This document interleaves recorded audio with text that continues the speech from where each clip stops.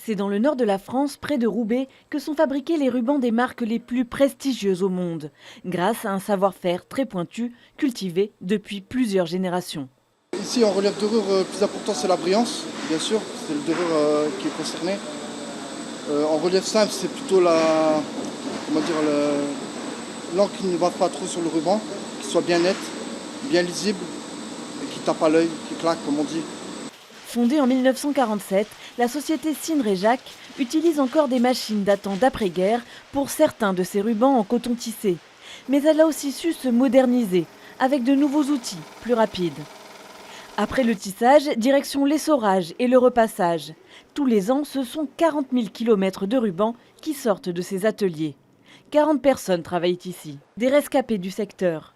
Au début du XXe siècle, la rubannerie employait plusieurs dizaines de milliers de personnes en France, à Saint-Étienne et dans le Nord. Comme le reste du textile, le secteur s'est effondré. Sinre-et-Jacques est l'une des seules survivantes. Son secret, des rubans haut de gamme, presque intégralement fabriqués en France. Les fils du fondateur sont aujourd'hui à la tête de l'entreprise. Nous avons décidé d'aller plus vers le luxe. Le luxe a besoin d'excellence, le luxe a besoin de choses très précises et belles.